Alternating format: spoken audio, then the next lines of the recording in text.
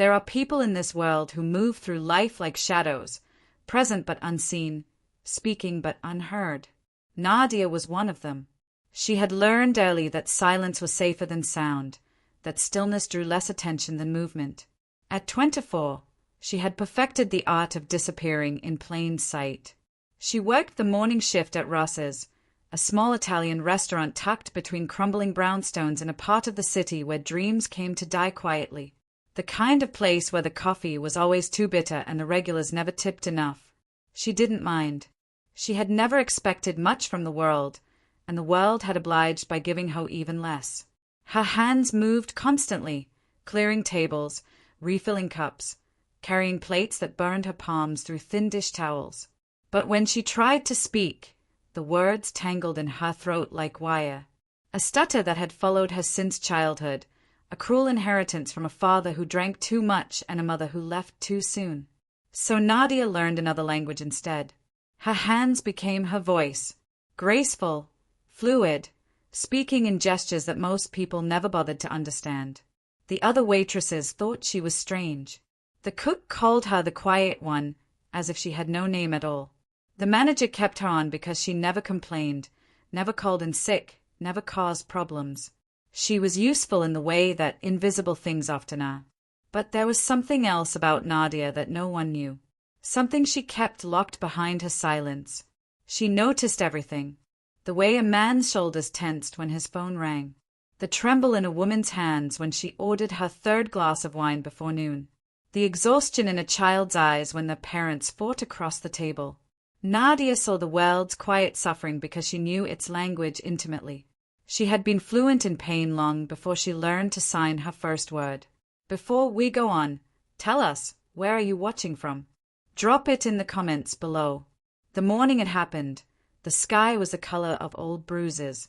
Rain threatened but never came, leaving the air thick and restless. Nadia arrived at Russ's before dawn as always, her sneakers worn thin, her jacket too light for the October cold. She unlocked the door, flipped the sign, started the coffee. The routine was a comfort. Predictable. Safe. The first customers trickled in, construction workers seeking warmth, an elderly woman who always ordered toast with no butter, a teenager who sat alone scribbling in a notebook with desperate intensity. Nadia saved them all without speaking, her hands moving through practice motions, her eyes downcast. Then the bell above the door chimed differently. Not the usual careless jangle, but something deliberate, purposeful. 3 men entered, and the entire restaurant seemed to hold its breath. The construction workers stopped talking. The old woman's fork paused midway to her mouth. Even the teenager looked up.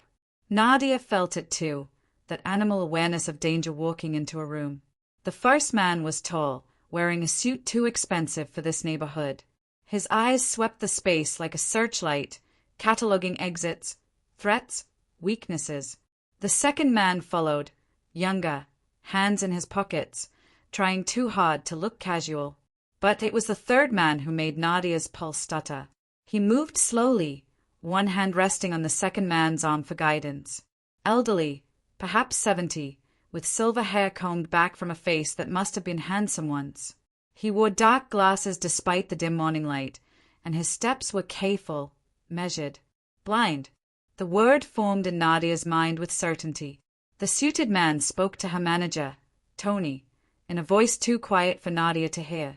But she saw Tony's face pale, saw the way he nodded too quickly, the way his hands shook as he gestured toward the best booth in the back.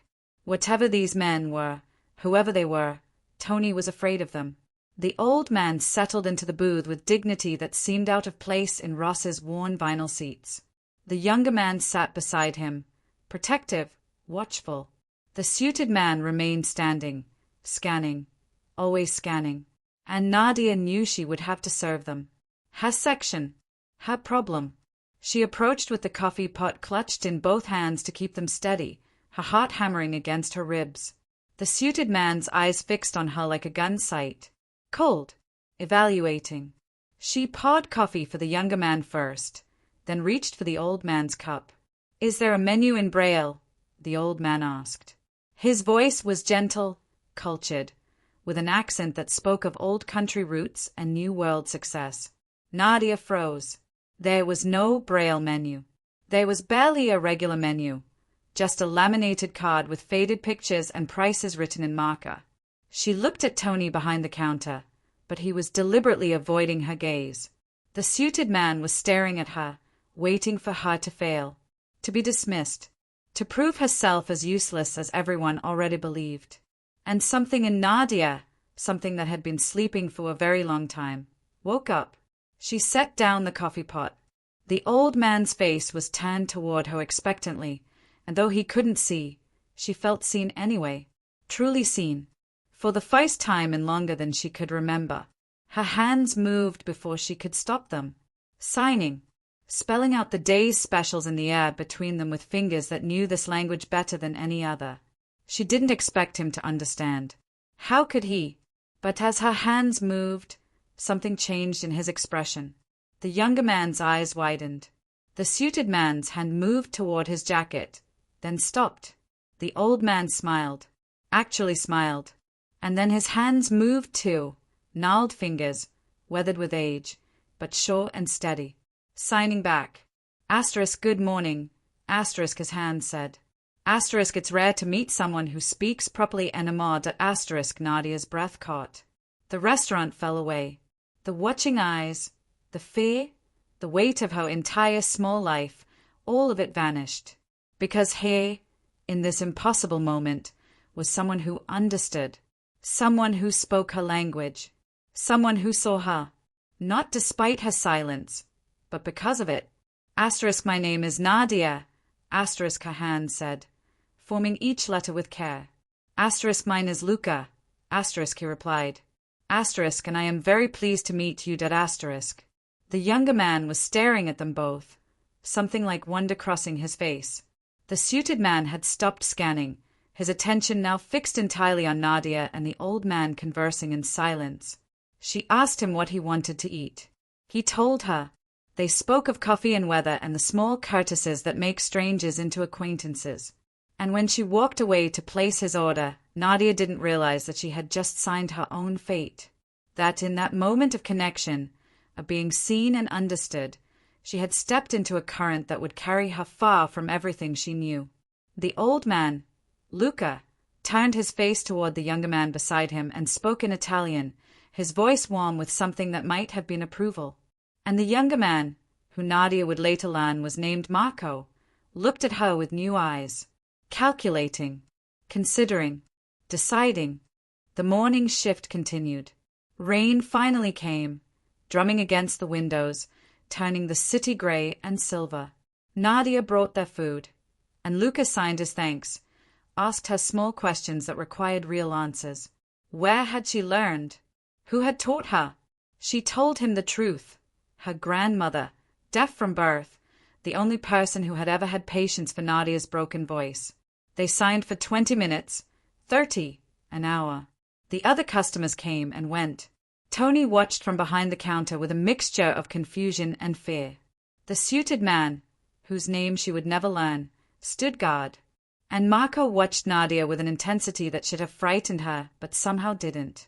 When they finally stood to leave, Luca's hand found her wrist with surprising accuracy. His grip was gentle but sure. He leaned close enough that she could smell his cologne, something expensive and old-fashioned, like her grandfather might have worn in the photographs from before the war. Asterisk, you have kind hands. Asterisk, he signed with one hand while holding her with the other. Asterisk, and a generous heart. Thank you, Nadia. Asterisk. Then they were gone, leaving behind exact change plus a tip that made Tony's eyes bulge when he counted it later. $200. For breakfast. Nadia folded the bills into her apron pocket and tried to return to normal. To invisibility. To silence. But something had shifted. She could feel it the way animals feel earthquakes before they strike, a tremor deep beneath the surface of ordinary life. She told herself it was nothing. A chance encounter. Strange. Yes, but meaningless in the grand scheme of her small, predictable world. She was wrong. 3 days later, they came back. And this time, everything changed. There are moments in life that arrive disguised as ordinary things, A knock at the door, a phone call in the middle of the night, a man in an expensive suit standing in the rain outside a failing restaurant. Nadia had finished her shift and was walking home when she noticed the car. Black, sleek, idling at the curb like a predator. She kept walking, head down, trying to be invisible again. But the back window rolled down, and Marco's voice cut through the rain. Nadia, please, my father would like to speak with you. Her feet stopped moving even as her mind screamed at her to run. But where? Her apartment was 6 blocks away, up 3 flights of stairs that smelled like mildew and regret. The neighborhood offered no sanctuary, just shadows and broken streetlights and people who had learned long ago to mind their business. So she walked to the car because sometimes the only choice is which direction to fall. The door opened from inside. She climbed in because refusing seemed more dangerous than agreeing. Lucas sat in the back seat, hands folded over the silver head of a walking stick. The interior smelled like leather and rain and something else. Power, maybe, or the particular scent of money so old it had forgotten its origins. Marco sat beside his father, and the suited man drove in silence. Luca turned his face toward her as if he could see through the dark glasses, through the darkness itself. "Forgive me," he signed, his hands elegant in the dim light. "This must seem strange." Strange didn't begin to cover it. Terrifying was closer. But Nadia's hands answered anyway, because speaking to Luca felt as natural as breathing. Asterisk, what do you want? Asterisk. To offer you something, he signed back. A job. Better pay. Better hours. I have a restaurant. Uptown. We need someone who understands. Special requirements. Asterisk, I'm just a waitress. Asterisk, she told him. Asterisk, nothing special. Asterisk. You speak 3 languages, Luca replied. English, sign, and the language of silence. The last is the rarest. He paused, and something sad crossed his face. My son employs many people. Some are good at their jobs. Most are loyal. Few are kind. Kindness is a currency that doesn't depreciate, Nadia. I saw it in you. In how you spoke to me. Not with pity. Not with the false brightness people use around disabilities. Just humanly. Marco spoke then, his voice low and careful. The pay is 4 times what you're making now.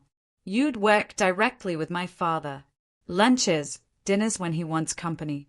Making sure his needs are met. He hesitated. It would require discretion. My father's safety is paramount. The words hung in the air. Safety. Discretion. The unspoken things that wrapped around them like smoke. Nadia understood then, with a clarity that made her hands tremble. These weren't businessmen.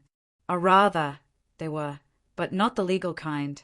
The suited man, the deference in people's eyes, the money, the careful words about safety, it all added up to a truth that should have sent her running. Marco Rossi wasn't just a man. He was asterisk the asterisk man. The one people whispered about in the neighborhood. The one who owned half the city in ways that never appeared on paper. And his father, this gentle old man who signed poetry in the back of a car worth more than Nadia had earned in her entire life. He was part of that world, too. Had built it, maybe. Or ruled it once. She should have refused. Should have opened the door and run into the rain and never looked back. But Nadia thought of her apartment with its leaking ceiling and broken heater. Of the medical bills piling up for a grandmother who would die in a state facility if Nadia couldn't afford better. Of 24 years of being invisible, unheard, dismissed. And she thought of Luca's hands forming words meant only for her. Of being seen. Finally, completely, seen. Asterisk, I'll need to give notice at Ross's. Asterisk, her hand said. Marco's expression didn't change, but something shifted in his eyes. Relief, maybe, or satisfaction. Already handled. Tony sends his regards. You start Monday. The car stopped outside her building. The suited man opened her door, umbrella already raised against the rain. As she stepped out, Luca's hand caught his again. Asterisk, thank you, asterisk, he signed. Asterisk, you won't regret this kindness. Asterisk. But standing in the rain, Watching the car glide away into the city's wet darkness, Nadia wondered if kindness had anything to do with it, or if she had just made the first truly dangerous decision of her careful, invisible life. The weekend passed in a haze of doubt and desperate hope. She told her grandmother about the new job, leaving out the details that would worry her. The old woman's hands shook too much for proper signing anymore, but she managed to ask if Nadia was sure. Asterisk about what? Asterisk Nadia signed back. Her grandmother's clouded eyes studied her face. Asterisk about leaving safety for something that only looks like safety. Asterisk. Monday arrived cold and bright. The car came at noon, the same suited man driving, Marco in the back seat. He handed her a phone, new, expensive, with only 3 numbers programmed in. For work, he said. Nothing else. Then he looked at her properly for the first time, really looked, and Nadia felt the weight of that gaze like a physical thing. My father hasn't smiled in years. Not since the accident that took his sight. But he smiled for you. Do you understand what that means? Asterisk no, asterisk her hand said, because speaking felt impossible with him this close. It means you're valuable now. Protected, but also. He paused, choosing words carefully. Noticed. In our world, being noticed can be a gift or a curse. Sometimes both. The restaurant was in a part of the city Nadia had only seen from bus windows, brownstones with actual trees, streets where people walked dogs that cost more than cars. Illinois Giardino sat on a corner, elegant and understated, the kind of place where reservations were made months in advance and the menu had no prices. Marco led her through the back entrance, past kitchen staff who nodded respectfully, through halls that smelled of garlic and basil and old money. Luca's apartment was above the restaurant. It was beautiful in the way that old things are beautiful. Antique furniture worn smooth by generations, paintings whose subjects seemed to watch from gilded frames, windows that overlooked a private garden somehow thriving despite the autumn cold. Luca sat in a leather chair by the fireplace, hands folded, face turned toward the sound of their footsteps. He smiled when Marco announced Nadia's arrival. Asterisk welcome, asterisk Luca signed. Asterisk to your new home. Asterisk. The words should have comforted her. Instead, they felt like a door closing, like safety and trap all at once. But Nadia stepped forward anyway, into the warmth, into the golden light, into the beginning of something she couldn't name yet. Because sometimes we walk into cages willingly, mistaking them for shelter. And sometimes the bars don't appear until we've already learned to love our captivity. Marco left them alone.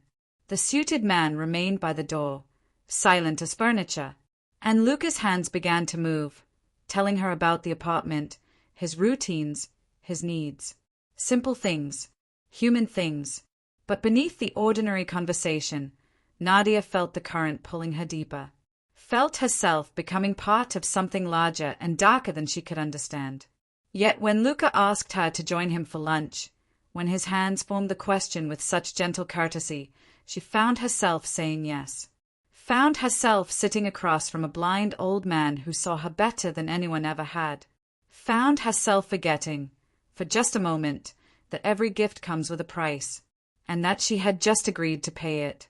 Time moves differently in golden cages. Days blur into weeks without the rough edges that mark ordinary life.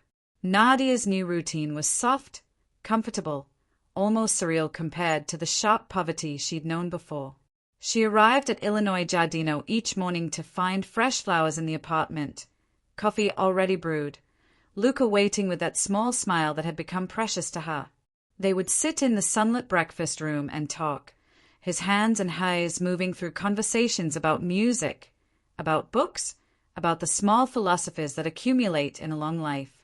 He told her about growing up in Sicily, about coming to America with nothing but a brother's address and a mother's rosary, about building something from nothing, though he never specified what that something was, about his late wife, whose name was Julia, who had died too young and too slowly from a sickness that money couldn't cure, about the accident that took his sight, a rival's bomb meant for someone else, shrapnel that destroyed his eyes but somehow left him alive. He signed these stories with hands that trembled occasionally, betraying the weight of memories even his dignified composure couldn't hide. And Nadia found herself telling him things she'd never told anyone. About her father's violence and her mother's escape. About growing up more alone than any child should be. About the grandmother who taught her that silence could be powerful instead of shameful. About dreams she'd had once of college, of becoming a teacher for deaf children, dreams that had withered under the weight of bills and survival. Luca listened with an intensity that made her feel heard not just in her hands but in her heart. Dreams don't die, he signed to her one afternoon. They just sleep, waiting for the right season to bloom again.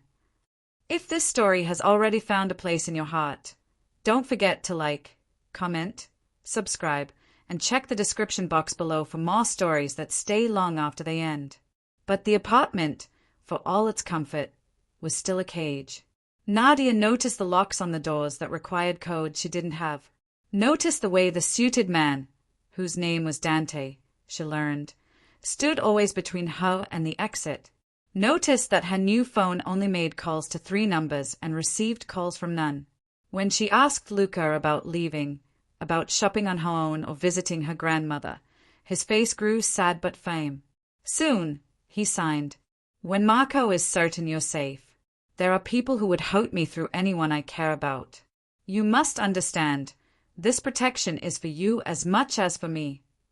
She wanted to believe him. The apartment was beautiful. The pay was extraordinary. And Luca's company had become something she craved more than freedom. He treated her like a person, not a servant. Like her thoughts mattered. Like she mattered. It was intoxicating, that attention. Addictive. So Nadia told herself that this wasn't captivity. That she was being kept safe, not kept prisoner. That the bars were for her own good.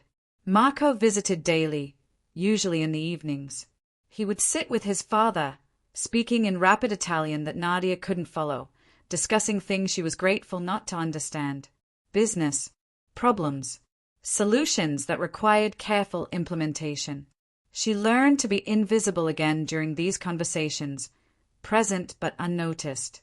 Except she felt Marco's eyes on her sometimes, studying her the way a man studies a puzzle he hasn't quite solved. One evening, after Luca had retired, Marco asked her to stay. Dante was dismissed with a gesture, and suddenly they were alone, her and this man whose world she'd stumbled into. He poured 2 glasses of wine from a bottle that probably cost more than her old month's rent. Do you know what my father did? Marco asked. Before the accident. Nadia shook her head. He built an empire. Not the legal kind. Not even close. He was, how do I put this delicately? A king.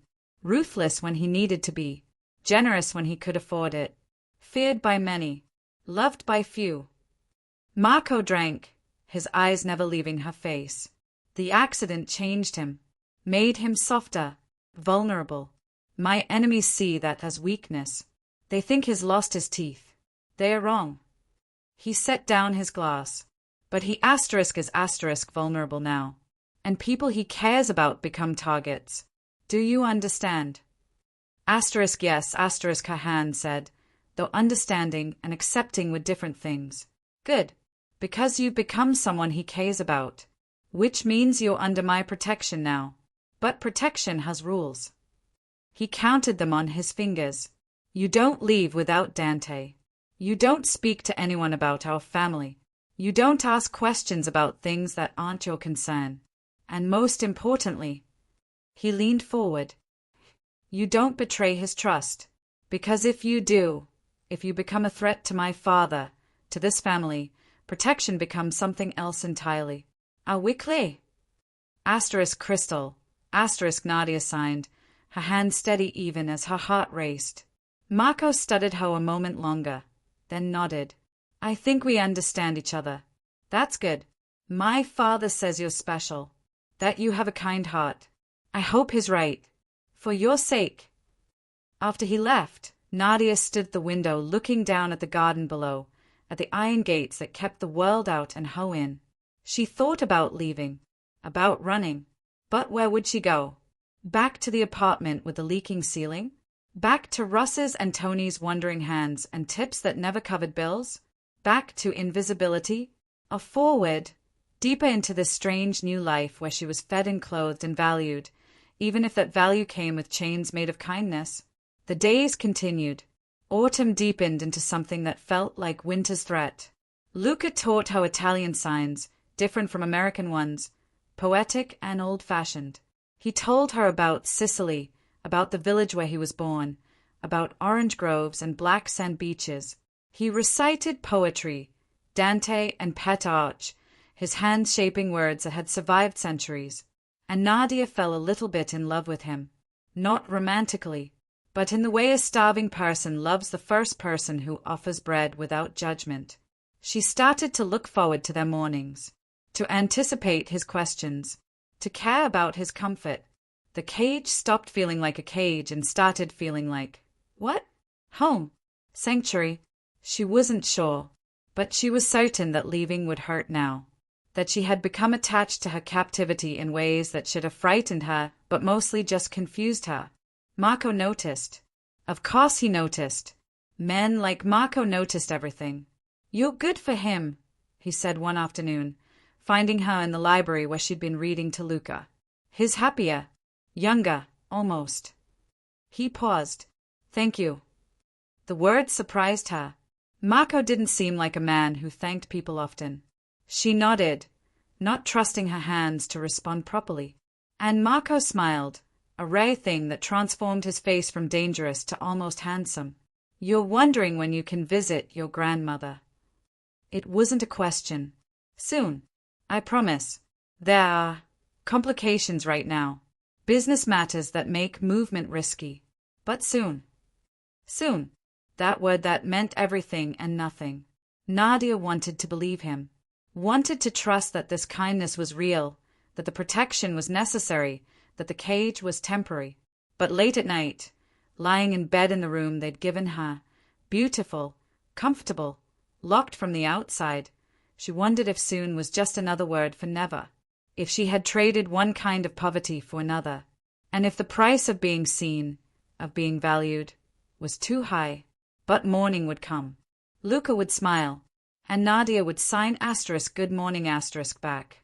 Because sometimes we make peace with our prisons. Sometimes we even learn to love them. There are kinds of love that don't have names. The love of a prisoner for their gentle captor. The love of a bird for the hand that feeds it through cage bars. The love that grows in the space between gratitude and need. Too complicated to be called simple affection. Too real to be dismissed as Stockholm Syndrome. Nadia felt it settling into her bones like winter cold. This strange attachment to Luca that made her smile when she heard his morning footsteps, made her worry when he seemed tired, made her stay when every survival instinct told her to run. November came, and with it, changes. The apartment grew busy with visitors, men in expensive suits who spoke in low voices and called Marco boss with reverence that bordered on fear. Dante multiplied into 3, 5, 7-suited shadows stationed throughout the building. Something was happening. Something that made everyone tense, made Marco's jaw tight, made even Luca's gentle demeanor sharpen into something that hinted at the ruthless king he'd been before the accident took his sight. Nadia understood she was supposed to be invisible during these times. A piece of furniture, a convenience. She served coffee, cleared glasses, kept her eyes down and her hands still. But she noticed everything. The way certain names made men flinch. The way Marco's phone never stopped ringing. The way Dante checked the locks 3 times a day instead of 2. The way Luca's hands would pause mid-sign, his head tilted as if listening to conversations he couldn't see but could certainly decode. One evening, after a particularly tense meeting that had Marco shouting in Italian, Luca asked Nadia to stay. The others had gone. The apartment was finally quiet. He sat in his chair by the fire, and his hands moved slowly, carefully. "You're frightened," he signed. Not a question. An observation. *a little, she admitted. Smart girl. Fear keeps us alert. Keeps us alive. His hands paused, then continued. My son has inherited my business but not my flexibility. He sees threats everywhere. He responds with force when diplomacy would save better. I worry about him. About what he's becoming. Nadia didn't know what to say to that. She knew so little about their world. Just fragments, implications, the things people didn't say out loud. But she reached out and took Luca's hand, held it gently. He smiled, surprised but pleased. You have healing hands, he signed with his free hand. Did you know that? Just your presence makes the pain easier to bear. Asterisk what pain? Asterisk she asked. Getting old. Losing sight. Watching your son become harder than you ever were. Missing your wife every morning for 20 years. His hand squeezed hers. The usual hurts. If you've ever felt torn between fear and love, you'll understand her. Remember to like, comment, subscribe, and check the description box below. Your support keeps stories like this alive. That night, Nadia couldn't sleep. The apartment was too quiet, too still. She stood at her window looking down at the garden where frost had begun to kill the last flowers. She thought about her grandmother, whom she hadn't seen in 6 weeks. Thought about the life she'd left behind, small and poor and hard, but at least it had been hers. This life was easier, softer, but it belonged to someone else. She was just borrowing it, and the rent was her freedom. She heard footsteps in the hall. Not Luca, he moved more slowly. Not Dante, he was too heavy. Marco. She knew his walk now, confident and measured. He stopped at her door. Knocked. She opened it to find him still in his suit despite the late hour, tie loosened, exhaustion evident in his eyes. Can't sleep? He asked. She shook her head. He gestured toward the living room. Walk with me. They moved through the apartment in silence, past sleeping rooms and dark corners, until they reached Luca's study. Marco poured himself whiskey from a crystal decanter, offered her one. She declined. He drank, looking at her over the rim of the glass. You're good for him, he said finally. My father. You make him remember who he was before the darkness. Before he became just an old man people pretend to respect while they wait for him to die. Asterisk is more than that. Asterisk her hand said firmly. I know. Asterisk you asterisk no. But the world doesn't care what we know. Marco sat heavily in his father's chair. There's going to be trouble. Soon. A rival family thinks we're weak. They think my father's blindness is an opportunity. They are going to move against us. Nadia's heart stuttered. Asterisk what does that mean? Asterisk. It means this building becomes a fortress. It means you don't leave. Not for anything. Not even if you get word that your grandmother is dying. His eyes were hard now. All business. It means you become part of this family's secrets. And secrets in our world are kept one of two ways, loyalty or silence. Permanent silence. Asterisk, are you threatening me? Asterisk, her hands were shaking now. I'm protecting you. There's a difference. He stood, walked to her, looked down at her with something that might have been pity.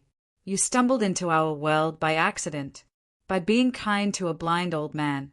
But accidents have consequences. You're in now, all the way in.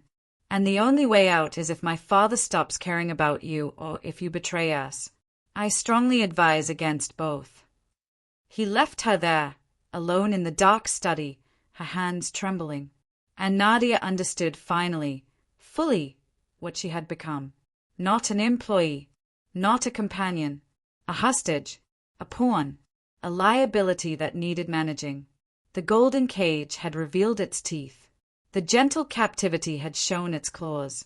She was trapped, truly, completely trapped.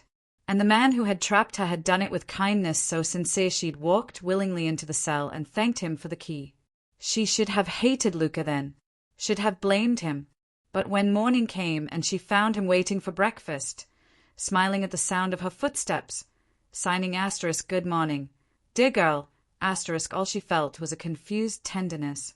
Because he hadn't lied. He'd told her she was being protected, that people who hurt him hurt those he cared about. She just hadn't understood what protection meant in his world. Hadn't known that safety and captivity wore the same face. The days that followed were tight with tension. More guards appeared. The restaurant below closed for renovations. Deliveries were inspected with paranoid thoroughness. Nadia's world shrank to the apartment. Rooms she now knew intimately, walls that had become both shelter and prison. Lucas seemed unworried, but she could feel the change in him. The way his hands moved faster when discussing certain topics. The way he insisted she stay close. The way he asked her to promise she wouldn't try to leave. I promise. She signed, because what else could she say?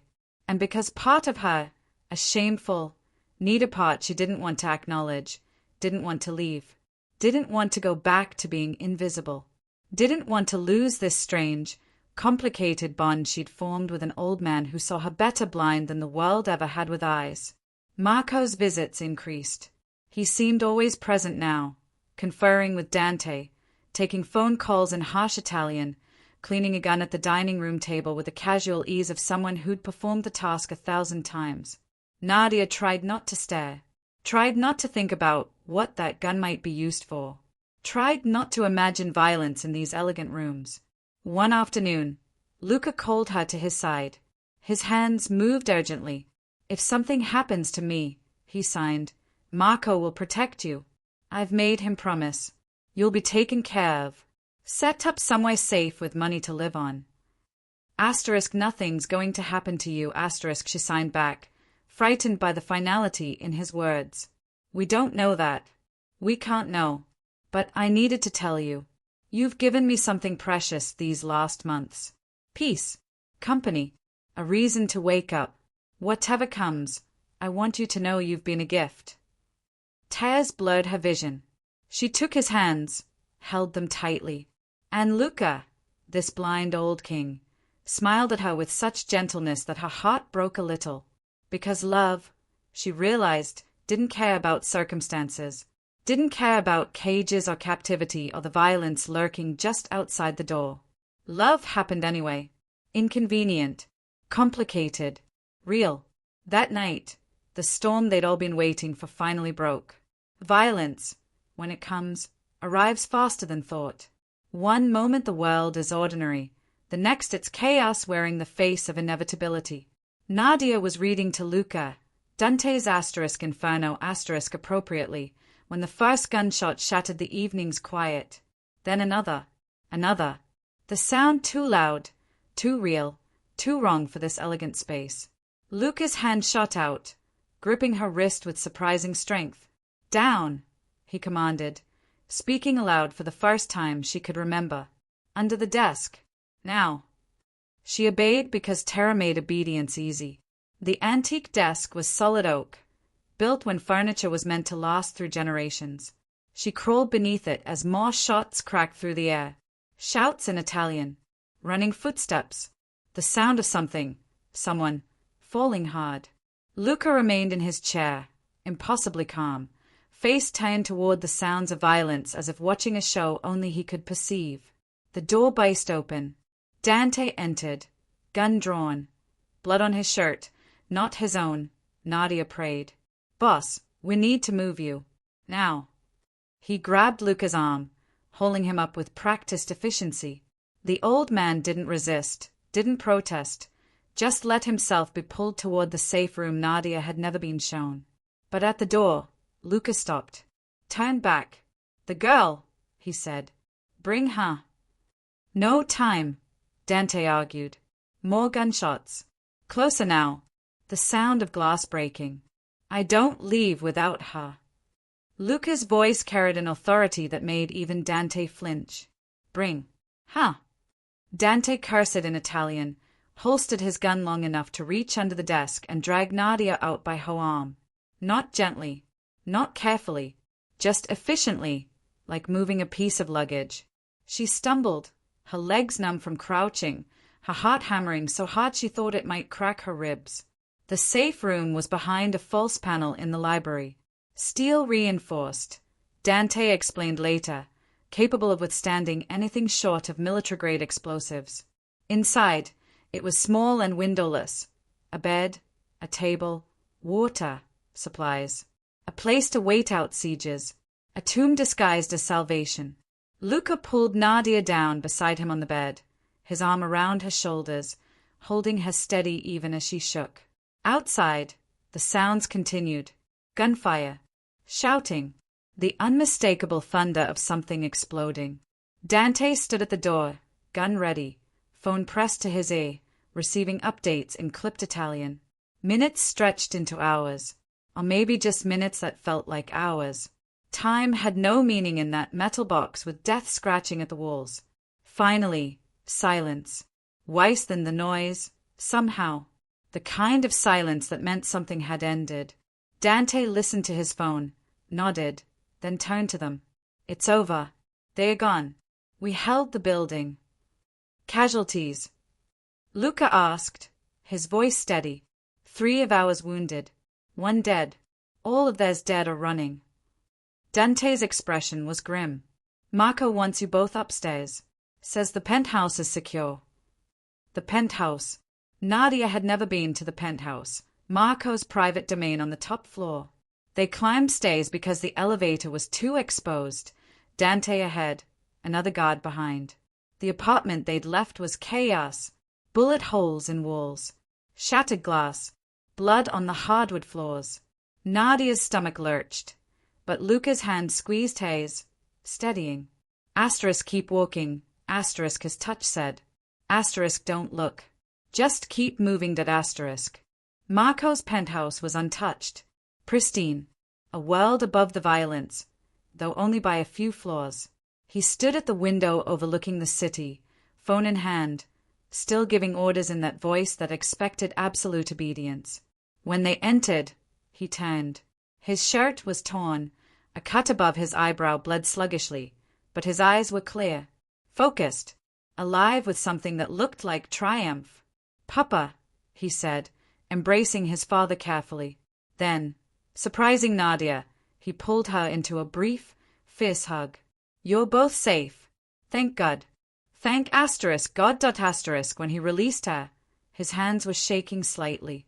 The only sign that he was human beneath the armor. If your heart's racing too, take a breath. And don't forget to like, comment, subscribe, and check the description box below for more unforgettable love stories. Sit, Marco commanded, and they sat today. He poured 3 glasses of whiskey with hands that had steadied again, handed one to his father, who took it without comment, and one to Nadia. She drank because refusing seemed impossible. The whiskey burned her throat, made her eyes water, made the world feel slightly less real. The Castellanos, Marco said, speaking to his father. They hit us hard, but we were ready. Dante had word from our source inside their organization. We let them come, let them think they had surprise. Then we closed the trap. He smiled, but there was nothing warm in it. They won't try again. We made show of that. The peace will hold. Luca asked. The peace will hold. Marco sat heavily, suddenly looking exhausted. Their underboss is dead. Their captain is running back to Brooklyn with his tail between his legs. The other families will see this. Will know we're not weak just because you can't see anymore. Will know that I'm not a boy playing at my father's throne. Luca nodded slowly. Good, good. And the girl? His hand found Nadia's, held it. She stays with me. Non-negotiable. Marco's eyes moved between them, seeing something there that made his expression soften slightly. Of course. She's family now. Under full protection. Anyone touches her, they answer to me personally. He looked at Nadia then, really looked, and she saw something like respect there. You didn't scream. Didn't panic. Most people would have. Asterisk I was terrified. Asterisk her hand said honestly. Terror and panic are different things. You'll do fine in this family. He raised his glass. To surviving. To family. To another day. They drank. Nadia's hand shook so badly she nearly dropped the glass. And the absurdity of it hit her. She was toasting survival with men who had just killed other men. Men who spoke of violence like business. Men who had pulled her into their world and now claimed her as family, as if she had any choice in the matter. She wanted to laugh, to cry, to run, But Luca's hand in hers was warm and steady, and somehow that mattered more than anything else. They stayed in the penthouse that night. Marco insisted, said the apartment downstairs needed cleaning, needed repair. Nadia was given a guest room that was larger than her old apartment had been, with windows that overlooked the city glittering in the dark. She stood at that window for a long time, watching lights that represented lives. Ordinary lives where people didn't hide in safe rooms while men shot at each other. Lives she couldn't return to because she'd signed herself away to kindness that came wrapped in violence. Sleep was impossible. Near dawn, she heard footsteps and found Luca in the living room, sitting in the dark. He turned his face toward her approach, smiled softly. "Can't sleep either." She sat beside him, and his hand found hers immediately. They sat in silence for a while, the comfortable kind that didn't need filling. Finally, his free hand began to sign. "I'm sorry," he said. "Sorry that you were frightened. Sorry that you've been pulled into this darkness. Sorry that my affection for you has made you a target. Asterisk, it's not your fault. Asterisk, she signed back, though part of her wondered if that was true. Isn't it? I asked you to work for me, to stay close, to become someone I relied on.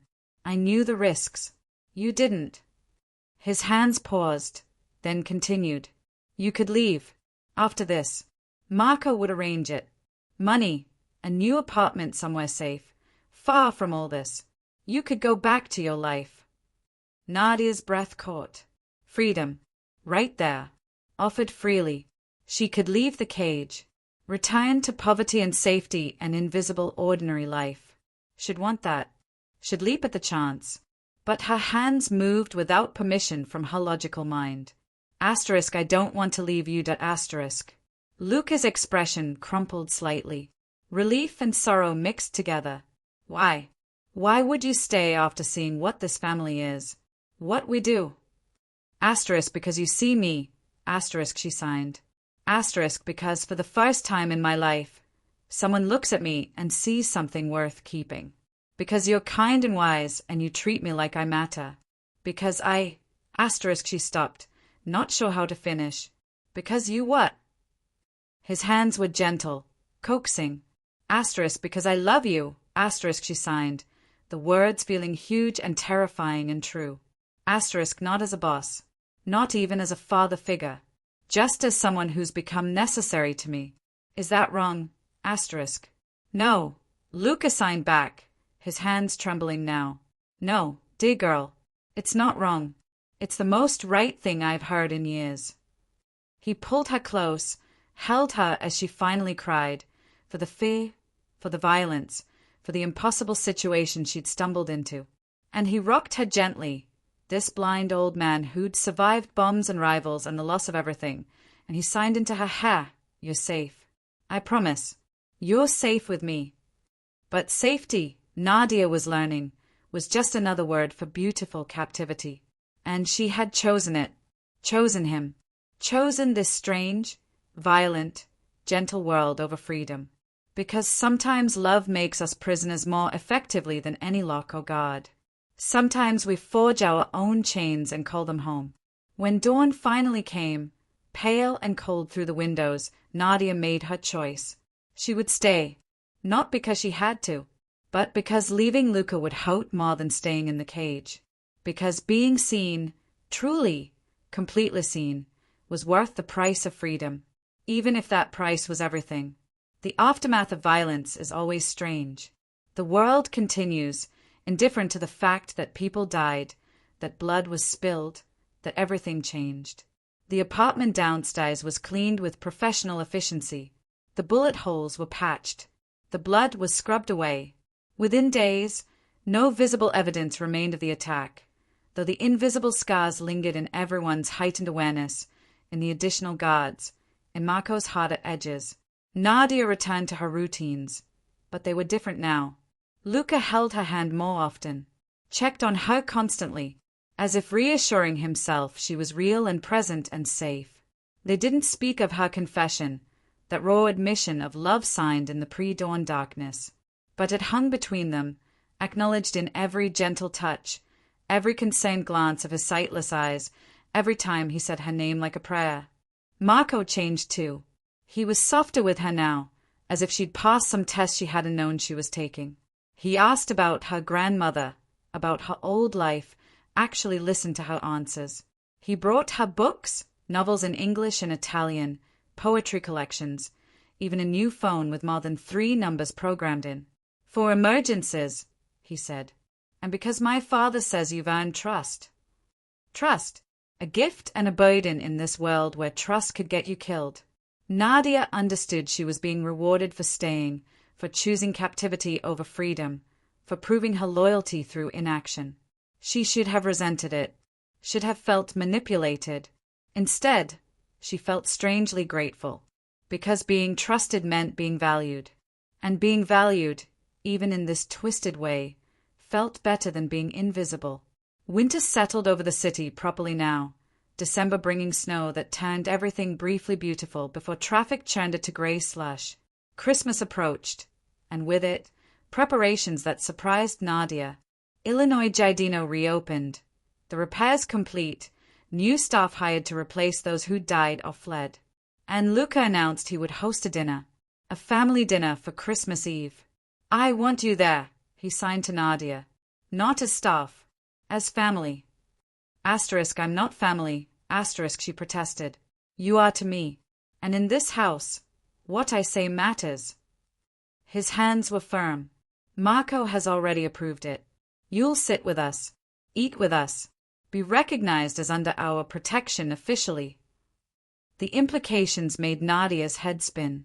To be recognized as family meant being even more deeply enmeshed in this world. It meant enemies would know her face, would consider her a legitimate target. It meant the cage door closing tighter. But it also meant belonging, being claimed, having a place in something larger than herself. So she agreed because saying no to Luca had become impossible. The days leading up to Christmas were strange and warm despite the cold outside. The apartment filled with decorations, real evergreen garlands that made everything smell like forest, white lights that transformed the elegant rooms into something magical. A tree appeared in the living room, 12 feet tall, professionally decorated with ornaments that probably cost more than Nadia's entire childhood Christmas budget combined. Luca seemed younger during this time, more energetic. He told her stories about Christmases past, Sicilian traditions involving fish and midnight mass, his late wife's terrible panettone that everyone pretended to enjoy, the year Marco got his first bicycle and crashed it into a fountain within 5 minutes. The memories made him happy and sad simultaneously, the way old memories always do. Before we close this chapter, take a moment, like, comment, subscribe, and check the description box below. Every small gesture helps the next story find its way to you. Nadia thought about her own Christmases, sparse and lonely, her grandmother doing her best with limited means, the knowledge that other children had more, always had more. But she also remembered the year her grandmother had saved for months to buy her a doll that could sign. A beautiful thing with movable hands and a book of sign language phrases. Nadia had treasured it, talked to it endlessly, pretended it was her friend when real friends stayed carefully away from the strange girl who couldn't talk properly. Where is that doll now? Luca asked when she told him the story. Asterisk lost. Asterisk she signed. Asterisk when my father took me from her. I never got it back. Asterisk. Luca's expression darkened. Your father sounds like a man who deserved his loneliness. Asterisk he died alone. Asterisk Nadia signed. Asterisk drunk and alone. They didn't find him for 3 days. Asterisk. Good. Luca signed back, fierce and protective. Good. May he rot knowing he failed the one beautiful thing he created. The vehemence surprised her, touched her, made her realize how completely Luca had adopted her into his heart. This man who'd built an empire on violence and fear had a gentleness reserved only for those few he loved. And somehow, impossibly, she'd become one of them. Christmas Eve arrived cold and clear, stars visible between city buildings for once. The guests began arriving at 6, family members, high-ranking associates, a priest who blessed the meal without seeming bothered by the heavily armed guards stationed throughout the restaurant. Nadia wore a dress Marco had bought for her, deep blue silk that felt like water against her skin, elegant and expensive and completely foreign to everything she'd known before. Luca took her arm when it was time to descend to the private dining room. He was wearing a suit, his silver hair carefully combed, his dark glasses somehow dignified rather than sad. They walked together slowly, and Nadia felt the weight of eyes on them, curious, assessing, some disapproving. An old man and his young companion. She knew what they were thinking, knew the assumptions being made. But Luca held her arm with such clear pride that she found she didn't care. The dinner was elaborate, course after course of traditional Italian dishes, wine that flowed freely, toasts offered in Italian and English. Marco sat at the head of the table with Luca to his right and Nadia to Luca's right, places of honor that made some of the guests whisper. But when Luca introduced her formally, signing as he spoke so she would understand perfectly, his words were clear. "This is Nadia. She is family. She is under our protection. Any disrespect shown to her will be considered disrespect to me personally. Are we understood?" A chorus of agreement, some enthusiastic, some reluctant, but unanimous because no one argued with Luca Rossi, blind or not. And Nadia sat there in her blue silk dress feeling like a fairy tale princess in a castle built on bones and blood, feeling like she'd won something and lost something all at once. After dinner, there were gifts, traditional Italian ones, Tyrone and panettone and small tokens. But Luca pulled Nadia aside, away from the crowd, to a quiet corner. "I have something for you," he signed. From his pocket he produced a small box, velvet, old.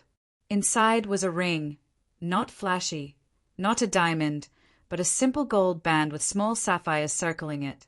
"This was my mother's," he signed. "She gave it to me before I left Sicily, told me to give it to someone who reminded me of home, of the good things worth protecting." He took her hand, slipped the ring onto her right ring finger. It fit perfectly. "You remind me that there is still gentleness in this world. Still kindness, still reasons to wake up each morning. Thank you for that gift. Thank you for staying even when you could have run. Thank you for seeing past the monster to the man underneath." Asterisk, "You're not a monster," asterisk Nadia signed, tears blurring the gesture. I am. But with you, I get to pretend otherwise. And that pretense feels like redemption." He held her hand, the ring catching the light. "You're mine now. My family. My responsibility. My joy. And I will protect you with everything I have left in this old body. Understand?" She understood. Understood that she'd been claimed completely. That the ring was both gift and collar, symbol of affection and ownership. That she belonged now to this family, this life, this beautiful, terrible world. And instead of fear, all she felt was a deep, surrendering peace. Because belonging, even to something dark, was better than the cold loneliness of freedom. They returned to the party, to laughter and music and the warmth of people celebrating survival in a world that tried constantly to kill them. And Nadia smiled and signed and wore her ring like armor, like a declaration, like a choice she'd made and would keep making every day, for as long as Luca needed her, for as long as love demanded her captivity. January came wrapped in ice and new routines. Nadia's position in the family was secure now, acknowledged by everyone. She spent her days with Luca, but also began taking Italian lessons from a patient tutor Marco hired. She learned to cook traditional Sicilian dishes under the guidance of the restaurant chef. She was given increased access, not full freedom, but the ability to visit her grandmother once a week, always with Dante shadowing her movements. Those visits were both joy and heartbreak. Her grandmother was declining, the years catching up, her hand shaking too much now for sign language, her mind wandering sometimes to places Nadia couldn't follow. But she recognized her granddaughter, smiled when Nadia showed her the ring, understood somehow that Nadia had found a strange kind of family. "Good," the old woman managed to sign with trembling fingers. "No one should be alone." Back at Illinois Giardino, life settled into patterns that felt almost normal. Luca and Nadia had breakfast together each morning, spent afternoons reading or listening to music, talked through dinners about philosophy and memory and the small observations that make up a life. He taught how Italian properly, not just the tourist phrases but the poetry of it, the musicality. She taught him about modern sign language, the evolution of it, the regional differences. They were companions in the truest sense. Two people who'd found each other across impossible circumstances and decided that connection mattered more than convention. Marco watched this bond with something like wonder. "I've never seen him this content," he told Nadia one afternoon. "Even before the accident, even with my mother, there's something about you that brings him peace." Maybe because I don't want anything from him. Nadia signed. I'm not here for money or power or protection. I'm just here. That's exactly why you're valuable, Marco replied. In our world, everyone wants something. You're the only person who wants nothing but his company. Do you know how rare that is? She did know, had learned through observation how transactional this world was, how every relationship was calculated for advantage, how even family loyalty came with prices and expectations. But with Luca, she felt no pressure to be anything but herself. No need to perform or impress. Just two people existing together, finding comfort in each other's presence. February brought Luca's 72nd birthday, celebrated with another family dinner. But afterward, when the guests had gone and the apartment was quiet, Luca asked Nadia to sit with him. "I have a question," he signed, his hands hesitant. "And you must answer honestly." Always, she promised. "Are you happy? Truly happy here? Or are you simply making the best of captivity?" The question caught her off guard. Nadia thought about it carefully, knowing he would detect any lie. "I'm happier than I've ever been." She signed finally. That doesn't mean I don't sometimes miss freedom. Miss being able to walk outside without guards. Miss making my own choices without considering consequences for your family. But yes, I'm happy. You make me happy. Even though staying means you can never have a normal life. Never date. Never marry. Never have children. His hands were sad as they formed these words. "I know what I'm taking from you. The future you could have had. And it makes me selfish. Makes me monstrous." Stop. She signed firmly. You're giving me more than you're taking. Purpose. Family. Someone who values me. Those things are worth the sacrifice. But what about love? Romantic love. You're young. Beautiful. You should have that. I have love. She signed. Just not the kind you're describing. And maybe that's okay. Maybe different kinds of love are worth just as much. Luca reached for her hand, held it tightly. "If you ever want to leave, ever, you tell me, and I'll arrange it. I'll make sure you're safe and provided for. Promise me you'll tell me."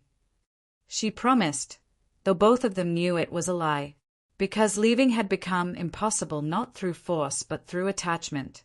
Through the daily accumulation of moments that bound her more securely than any lock. Through the simple fact that Luca needed her, and being needed had become Nadia's oxygen. The months passed. Spring came, then summer. The apartment grew warm, and they spent evenings in the garden that Nadia had only glimpsed before, a secret space behind the building where Luca's late wife had planted roses that still bloomed. He couldn't see them, but he could smell them, and Nadia described each flower in detail, her hands painting pictures in the air. "Red like wine," she signed. "Pink like dawn. White like first snow. Yellow like butter. They are everywhere. They are beautiful." "You're beautiful," Luca signed back. Not flirtatiously, just factually. Inside, where it matters. Where beauty can't fade. These moments were precious. Stolen time from a world that was always threatening to intrude. And intrude it did, regularly. Marco's business was constant, meetings, phone calls, problems that required solutions. Sometimes those solutions involved violence, and Nadia would see it in his face when he returned, in the way Dante cleaned his gun more thoroughly, in the extra guards that appeared and then disappeared. She learned not to ask questions, learned to be present but unseeing, helpful but not curious, learned the delicate art of being family while remaining outside the actual business. It was a tightrope walk, exhausting in its constant vigilance. But she managed because the alternative was losing her place in Luca's life. And that had become unthinkable. One evening in late summer, Marco asked Nadia to join him on the roof. It was the first time she'd been up there, a private space where he went to think, overlooking the city he partly owned. They stood at the railing, the sun setting fire to windows across the skyline. "My father is dying," Marco said without preamble. "Slowly. His heart. The doctors give him maybe a year. 2 if he's lucky." Nadia's world tilted. Asterisk, he never said anything that asterisk. He wouldn't. He doesn't want pity. Doesn't want to be treated like an invalid. Marco's jaw was tight. "But I'm telling you because you need to prepare. Because when he goes, your protection becomes complicated. You're not blood. Some in the family will question why you should keep receiving resources. Keep living in the apartment. Keep getting a salary for doing essentially nothing." Asterisk, "I'm not doing nothing," asterisk her hand said. Defensive. Asterisk, "I take care of him. Asterisk. I know that. Asterisk, you asterisk know that. But perception matters in our world." Marco turned to face her fully.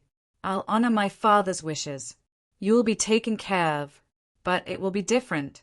You'll need to decide what you want. Whether to stay in the life or take the money and run. Start over somewhere far from all this."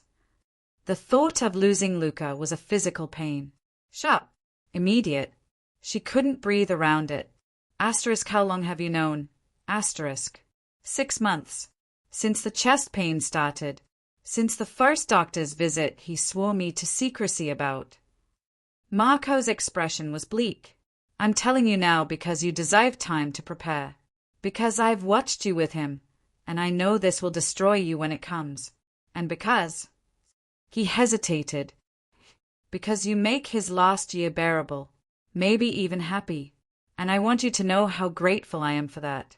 How grateful the whole family is, even if they'd never say it." Nadia couldn't respond. Her hands were shaking too badly. She just stood there as tears rolled down her face, silent and unstoppable. And Marco, this hard man who ordered deaths and ran an empire of violence, pulled her into an awkward hug and let her cry against his shoulder. "I'm sorry," he murmured. "I'm so damn sorry." That night, Nadia lay awake, the knowledge weighing on her like stones. Luca was dying. Her person, the one who saw her, valued her, made her feel like she mattered, was leaving. And there was nothing she could do but watch. But be present, but make his remaining time as good as possible. In the morning, she went to breakfast with a smile, read to him, described the roses blooming in his garden, held his hand while they listened to opera, and she never mentioned Marco's revelation, never let on that her heart was breaking preemptively for a loss that hadn't happened yet. Because this was love too, the kind that stayed silent to spare someone pain. The kind that kept smiling while dying inside. The kind that chose another person's peace over its own need to be comforted. The kind that would haunt her long after he was gone. Autumn returned, and with it, visible changes in Luca. He tired more easily, needed afternoon naps he'd never required before. His hands, always so steady and sure when signing, began to tremble occasionally. Small things, barely noticeable. But Nadia noticed everything. She started watching him like a hawk, alert for any decline, any sign that the end was coming faster than expected. Marco noticed her hypervigilance. "You'll wear yourself out," he said gently. "He doesn't want you to sacrifice your health for his." Asterisk, "What else am I supposed to do?" Asterisk, her hands demanded. Asterisk, "Just ignore it. Pretend everything's fine." Asterisk. "No. But you could let yourself grieve before the grief arrives. Could talk about it instead of pretending we're all pretending."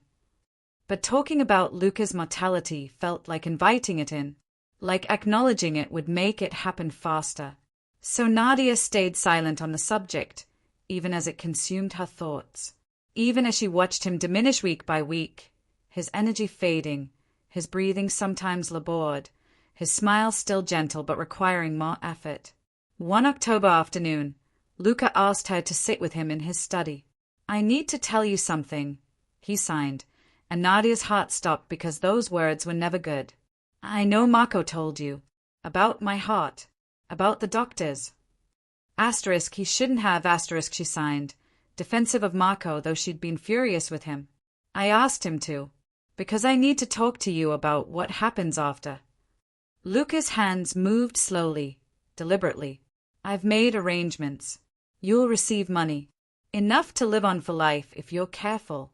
The apartment is yours for 2 years after I'm gone, longer if Marco agrees, which he will if you want to stay. You'll be protected, honored, treated as family." I don't want money, Nadia's hand said. I want you to. I know, dear girl. I know. But you can't have me forever. Nobody gets that. His hands found hers, held them gently. "What I'm saying is that you have choices. You can stay in the life, work for Marco, perhaps, doing something similar. He says you're good with people, could manage the restaurant's front of house. Or you can leave. Take the money and go somewhere far from all this. Start fresh. Live the normal life you deserved all along." There's no normal life after you, she signed, tears streaming now. There's no going back to who I was before. You changed me. This changed me. Change isn't always bad. You've grown here. Become stronger. More confident. The girl who couldn't speak without stuttering now manages rooms full of dangerous men without flinching. You don't need me anymore. Yes I do, she insisted. I'll always need you. No, he signed back, firm but loving. You think you do, but you don't. You're capable of more than you know. More than I ever showed you because I was selfish. Because keeping you close was what I needed. They sat in silence, hands clasped, both crying now, him without sound, her with small, hitching sobs. Finally, Luca pulled her close, held her the way a father holds a daughter, and signed into her hair. "I've loved you like my own. You know that, yes? Not romantically, not inappropriately, but as family, as someone precious and irreplaceable." I know, she signed back. I know. And I love you the same way. The truth settled between them, acknowledged fully now. And somehow it made the coming loss both worse and more bearable, because naming love gave it permanence beyond death. The weeks that followed were different, gentler. Luca seemed lighter, as if confessing his condition had freed him from the weight of pretending. He started telling Nadia stories he'd never shared before, darker ones about his past, mistakes he'd made, people he'd hurt. Not to shock her, but to be fully known before he left. To have at least one person see all of him and love him anyway. "I killed a man when I was 17, he signed one evening. Not in war. Not in self-defense. Because he'd insulted my brother. I stabbed him in an alley and left him to bleed out. That's who I am. That's what I've built my empire on." That's who you were, Nadia signed back. People change. Do they? Or do they just hide their violence behind better curtains? You've been nothing but gentle with me, she insisted. That counts. That matters. Does it balance the scales? All those deaths against one person's care. She thought about it carefully.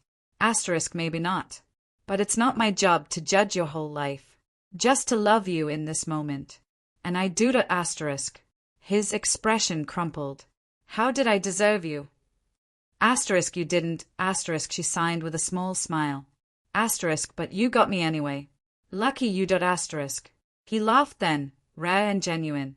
And for a moment, death receded.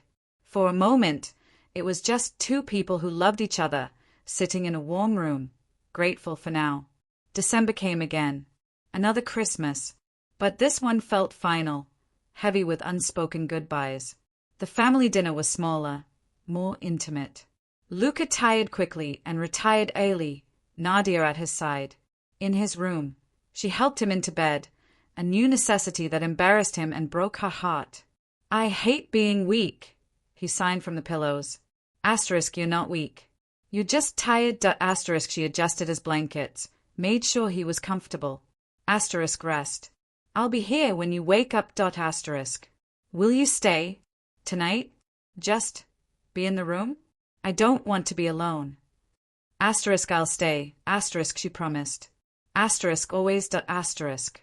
She pulled a chair beside his bed and took his hand. He fell asleep quickly, exhausted by even the small exertion of dinner. And Nadia sat there watching him breathe, counting each breath like precious stones, knowing that one day, soon, maybe very soon, there would be a last one. And she would have to survive it, would have to keep living in a world without his hands signing good morning, without his gentle corrections of her Italian, without his steady presence that had become her entire world's foundation. If stories like this linger in your heart long after they end, don't leave just yet. Like, comment, subscribe, and check the description box below, and let the next story find you when the night grows quiet again. But not tonight.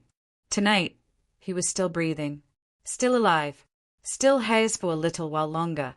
So she held his hand and prayed to a God she wasn't sure she believed in for more time. Just a little more. Just enough to say all the things she'd never quite managed to say. Just enough to memorize the weight of his hand in hers. To capture this moment against the coming darkness. To hold love tightly before it slipped away like water through desperate fingers.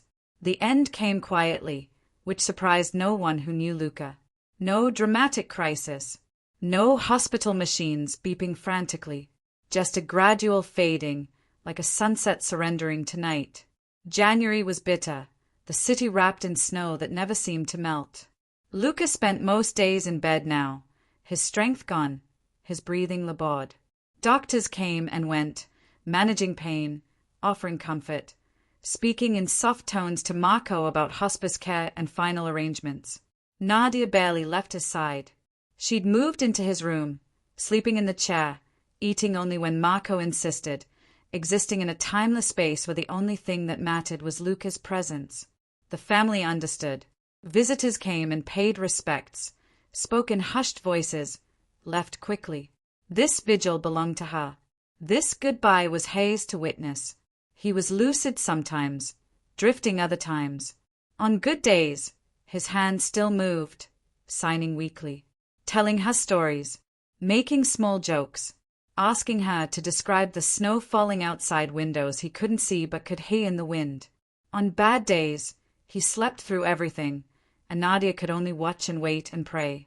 Marco found her one evening, still in the chair, hand clasped around his father's. You need to sleep, in a bed, for more than an hour. Asterisk, I can't. Asterisk, she signed with her free hand. Asterisk, what if he wakes up and I'm not here? Asterisk. Then he'll wait 5 minutes for you to return. Marco's voice was rough with his own grief. You can't do this. Can't weigh yourself to nothing. Asterisk, I can until I can't. Asterisk, she signed back. Asterisk, don't ask me to leave him. Asterisk. Marco didn't push.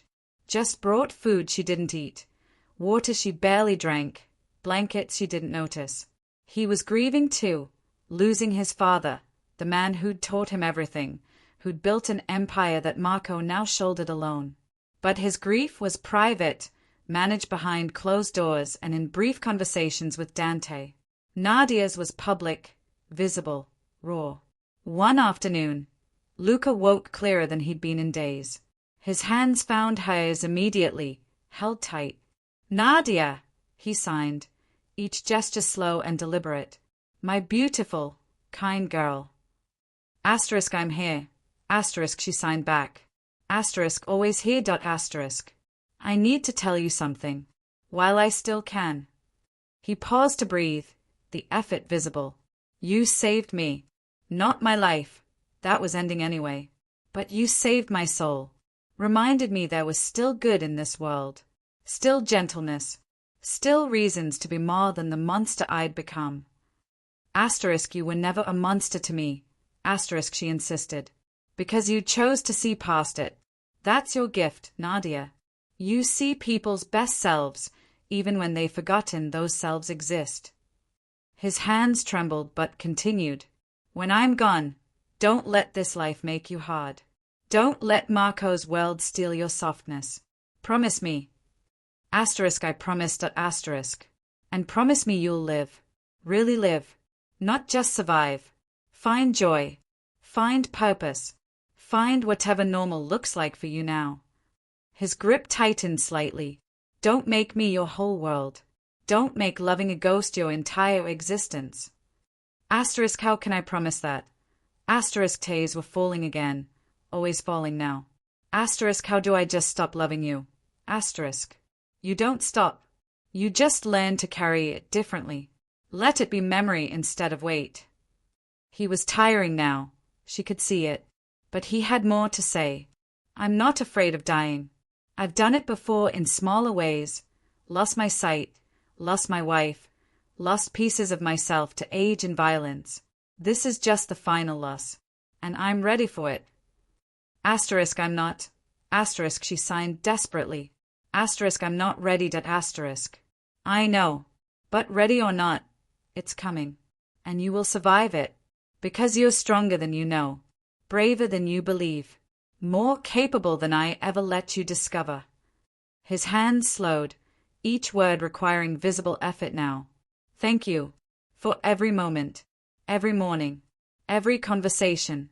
Thank you for seeing me. For loving me. For making my last year the best of my entire life. Don't say goodbye yet. Nadia begged. Please. Not yet. Not goodbye, he signed with a gentle smile. Just until we meet again, wherever that is. He fell asleep then, exhausted by the conversation. And Nadia held his hand and memorized the feel of it, the weathered skin, the strong bones beneath, the warmth that meant life. She memorized everything about this moment because she knew, with terrible certainty, that there wouldn't be many more. That night, Marco joined her vigil. He sat in another chair, silent, just present. Father and son had already said their goodbyes in private, in Italian, in words Nadia would never know. But Marco's grief was evident in the hard line of his jaw, the red rim of his eyes, the way his hands clenched and unclenched around nothing. He loved you more than anyone except my mother, Marco said finally. Maybe even more than her.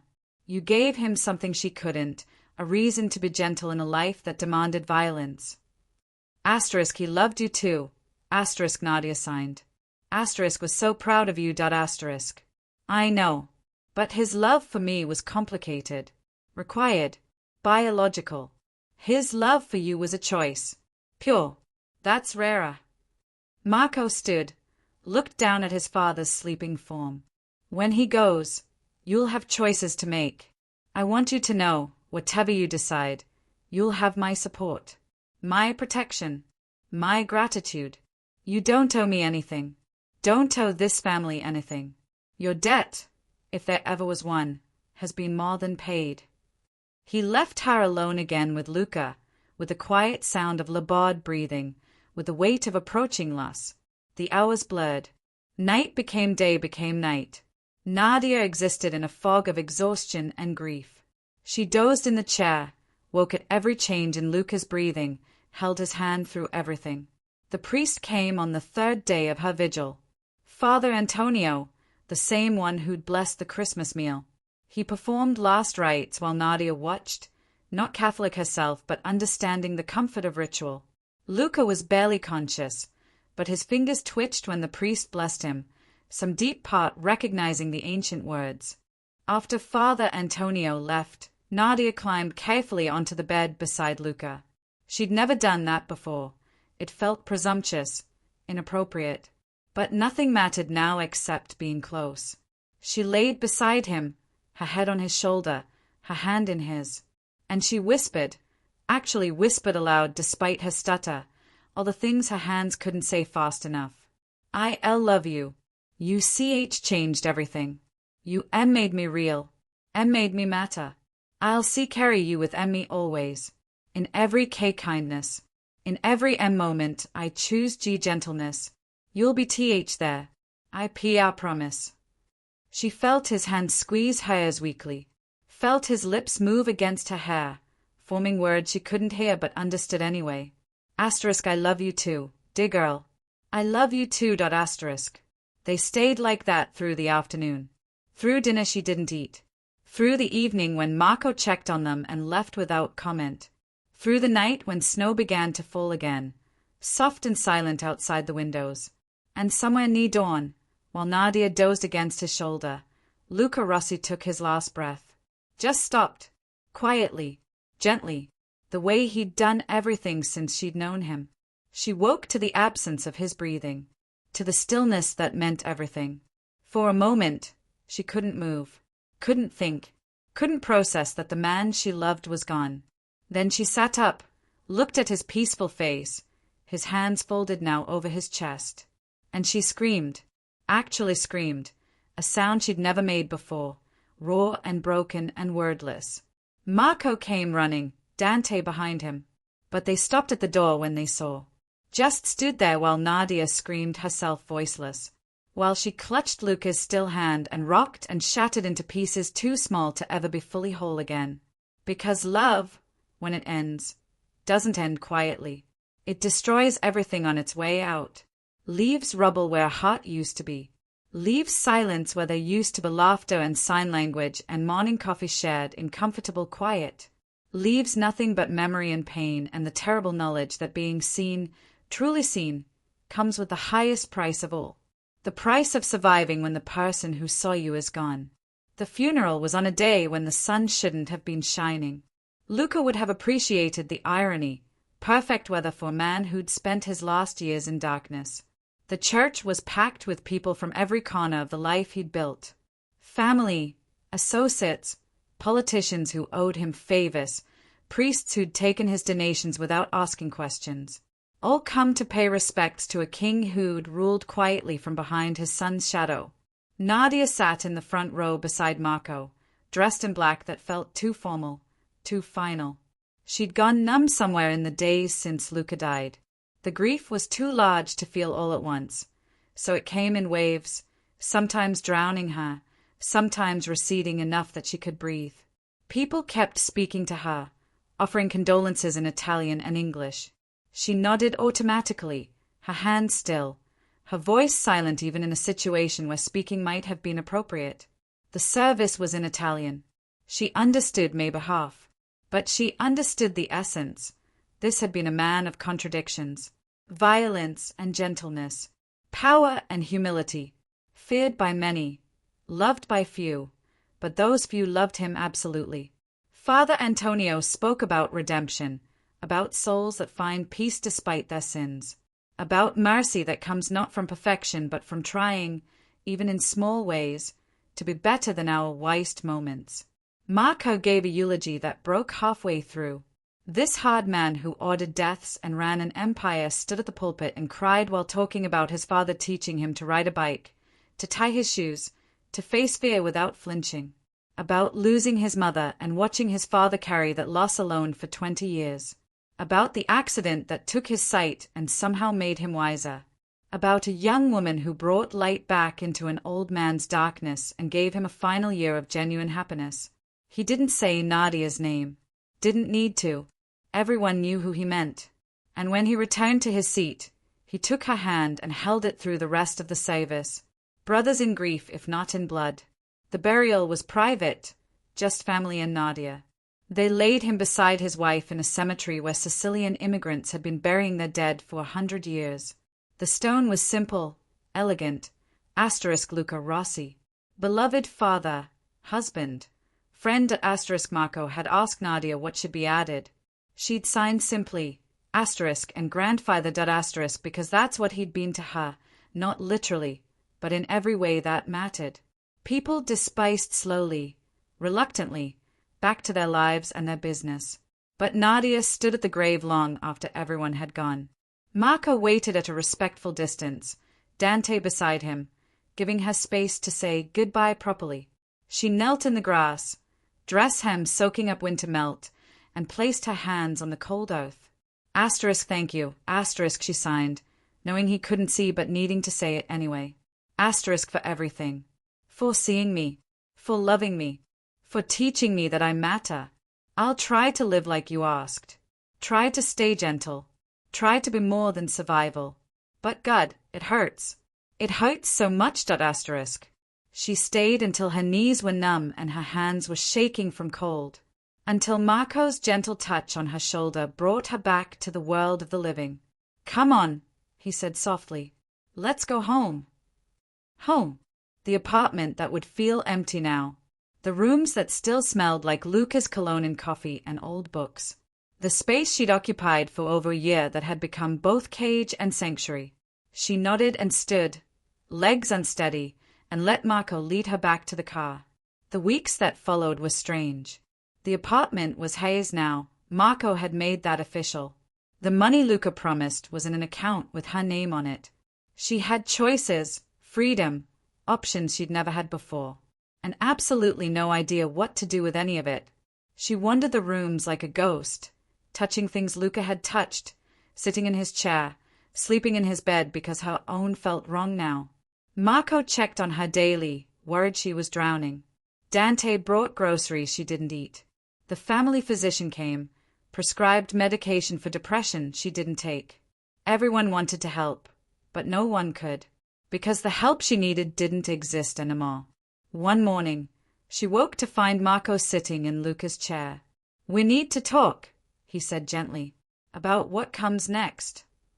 Asterisk I don't know, asterisk she signed. Asterisk I don't know anything anymore, asterisk. Then let me offer some suggestions. You could stay here. Work at the restaurant. I meant what I said about managing the front of house. You're good with people. They respond to you. It would give you purpose. He paused. Or you could leave. Take the money. Go to college like you once wanted. Study to be a teacher. Live the life you put on hold. Asterisk nothing feels right, asterisk her hand said. Asterisk staying feels like living in a museum. Leaving feels like betraying him. Asterisk. You wouldn't be betraying anyone. He wanted you to live. To be happy. To be more than his memory keeper. Marco leaned forward. I know it doesn't feel like it now, but you will survive this. The pain will change. Become bearable. And one day you'll wake up and realize you want something again. Want to do something. Want to be someone. And when that day comes, whatever you choose, you'll have my support. Asterisk why? Asterisk she asked. Asterisk why do you care what happens to me? Asterisk. Because my father loved you. Because you made his last year bearable. Because in this world of users and predators, you were genuine, kind, real. That's rare enough to protect. He stood. Take your time. Figure out what you want. The apartment is yours for as long as you need it. The money is yours regardless. And my protection is yours until you tell me otherwise. He left her with choices she wasn't ready to make. With freedom that felt like abandonment. With a future that stretched out empty and terrifying. But slowly, so slowly she barely noticed, things changed. She started eating again. Started sleeping in her own bed. Started reading books instead of just staring at walls. Started visiting her grandmother, whose decline had accelerated as if she'd been waiting for Nadia to be strong enough before letting go. When her grandmother died in March, Nadia cried but didn't shatter. The grief was different this time, sad but not destroying.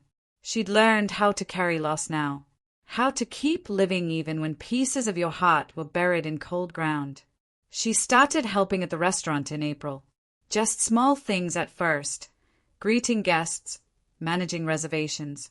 But it felt good to be useful, to interact with people, to build something instead of just surviving. Marco watched her carefully, protective but not smothering. And gradually, Nadia found herself smiling again, laughing occasionally, remembering Luca with fondness instead of just pain. She never forgot him. Still wore his mother's ring. Still signed asterisk good morning asterisk to his photograph. Still felt his presence in quiet moments. But the grief memory became a kind of bittersweet peace. He had been real. The love had been real. And it had changed her permanently. not by breaking her, but by showing her she was strong enough to be broken and still reform into something beautiful. Summer came, bringing heat that made the city shimmer. Nadia had been at Illinois Giardino for over a year now, managing the dining room with quiet competence. Regular customers asked for her specifically. Staff respected her. Marco trusted her with more responsibility. And she realized one morning, sitting in the garden where Luca's roses bloomed, that she was happy. Not the delirious happiness of new love, but the quiet contentment of someone who'd survived the worst and found reasons to keep going. She thought about leaving sometimes, about using Luca's money to go to school, to become a teacher, to build the life she'd once dreamed about. But this life, strange and complicated as it was, felt right. She'd found her place in this family of criminals and violence, found a way to be gentle in a harsh world, found purpose in managing a space where people came to forget their troubles and just enjoy good food and company. Maybe that was enough. Maybe choosing your cage and making it beautiful was its own kind of freedom. Marco found her in the garden that afternoon. "Penny for your thoughts." Asterisk just thinking about how strange life is. Asterisk she signed. Asterisk how I came here by accident. Stayed by choice. And somehow ended up exactly where I'm supposed to be. Asterisk. You think this is where you're supposed to be? He sounded surprised. Asterisk I think I'm supposed to be wherever I'm needed. And right now, I'm needed here. By the staff. By the customers. By you. Even if you won't admit it. Asterisk she smiled.